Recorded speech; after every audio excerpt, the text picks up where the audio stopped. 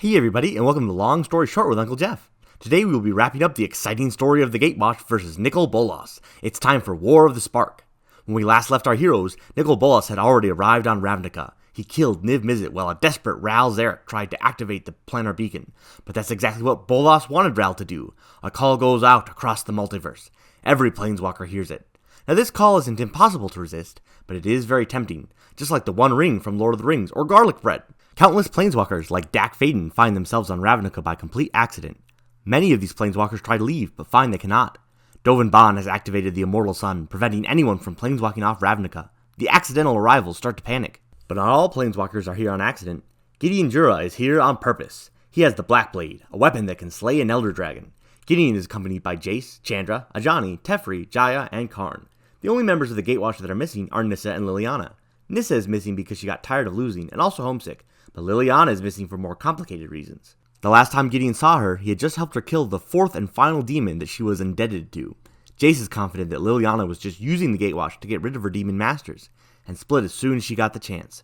But the truth is that Nicol Bolas arranged Liliana's demonic pact. Without those demons, Liliana is now subject to him.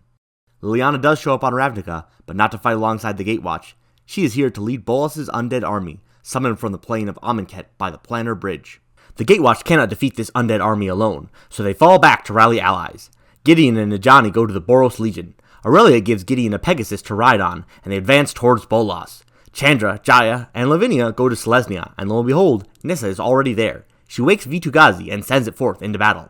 Meanwhile, over on Ixalan, Vraska is having drinks with her old pirate crew. She wonders if she should return to Ravnica. If she did, she would be trapped, and she would likely die, just like the other planeswalkers. And even if Bolas was defeated, the Ravnicans would probably kill her for helping the Elder Dragon. There doesn't seem to be a good option.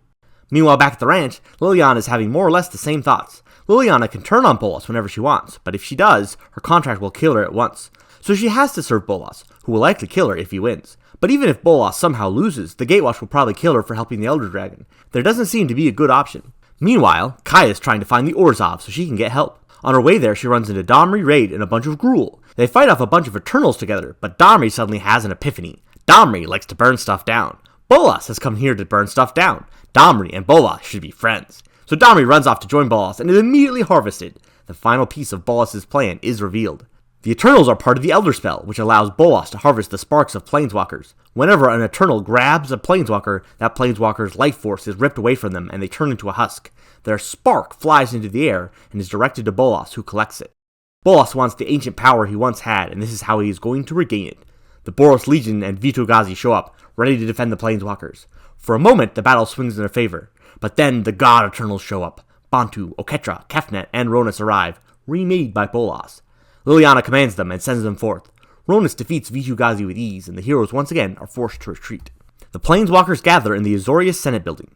Jace and Gideon explain the various tasks that need to be completed. First off, the planar bridge must be shut down. Someone has to go through the bridge and destroy it from the other side. Ob-Nixilis, who wishes to abandon Ravnica as soon as possible, volunteers. Dak, Karn, and Samit also go along. Someone needs to go to New Prav and shut off the Immortal Sun. Chandra, Saheeli, and Lavinia agree to go. Ral will attempt to deactivate the planar beacon. And finally, killing Bolas is too difficult with the army of Eternals blocking the path. Jace will lead a team of Planeswalkers to assassinate Liliana Vess, disabling Bolas' army and turning the tide. Ral also adds that Niv Mizzet left behind one last plan, which will once again require the guilds working together. Kaya agrees to find representatives from each guild. The Amonkhet team makes it through the bridge and finds Tezzeret on the other side. They destroy the bridge and Tezzeret flees. Dak considers not returning to Ravnica, but then Ob does exactly that. And as much as Dak doesn't want to die, he decides that he is nothing like Ob, so he returns to the trap.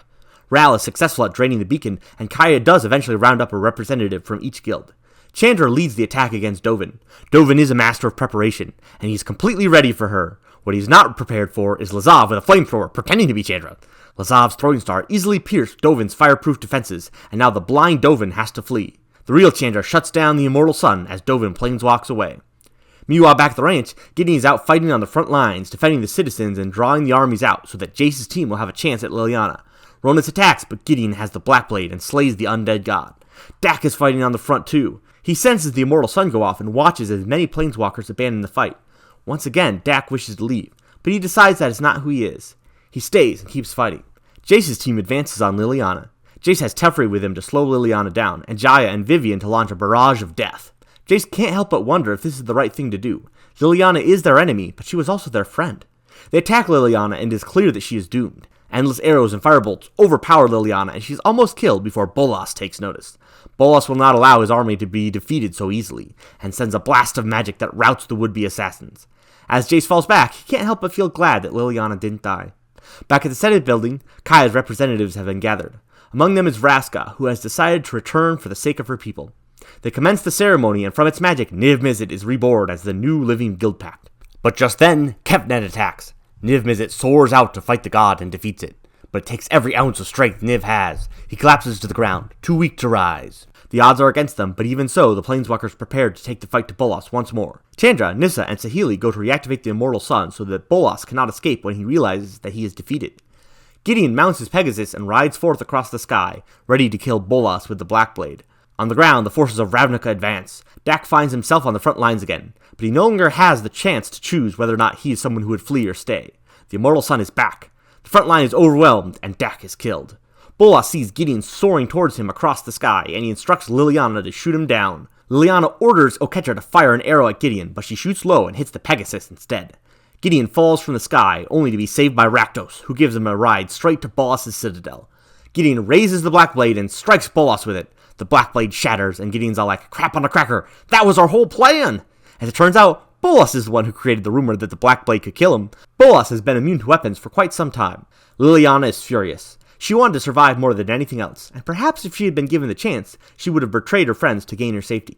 But she knows in her heart that Gideon fights for what is right. Liliana decides that even if Bolas were to let her live, it would not be a life worth living. But saving Gideon was a death worth dying. So Liliana turns the Eternals against Bolas. At once, her body starts to dissolve into flames, but she doesn't die. Gideon places his hand on her shoulder and trades his invincibility for her destruction. Gideon tells Liliana to make it count, and then he is gone. He finds himself on Theros, not alive, but in the afterlife.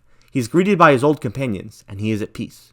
Back on Ravnica, Liliana is still at war. She sends Bantu and Oketra at Bolas. Bolas may be immune to almost every kind of weapon, but he is not immune to the Elder Spell. Just like all the Planeswalkers before him, Bolas' spark is ripped from him, and he dissolves into nothingness. The battle is won, and Ravnica is saved. Kaya takes the oath and joins the Gatewatch. Niv-Mizzet's strength has returned to him, and he gives the orders to make things right. He declares that Vraska is redeemed by her part in his rebirth, but she owes Ravnica one more thing. Niv orders Vraska to hunt down and kill Dovin Baan. Ral has already agreed to hunt down Tezzeret. Finally, Niv tells Kaya that she will be hired to hunt Liliana Vess. Jace is disturbed by this, as he feels Liliana has also redeemed herself. But Jace says nothing about his feelings regarding Liliana. He also says nothing about his secret plan with Ugin. For you see, Bolas is not actually dead. When Ravnica watched him dissolve, they merely saw an illusion created by Jace. The real Bolas was weak the moment he lost his spark, and Ugin captured him and took him to his old meditation realm. On this plane, there is nothing save for Ugin and Bolas. And without his spark, Bolas is trapped there for all of eternity. And that's how War of the Spark ends. I've been Uncle Jeff. Thanks for watching.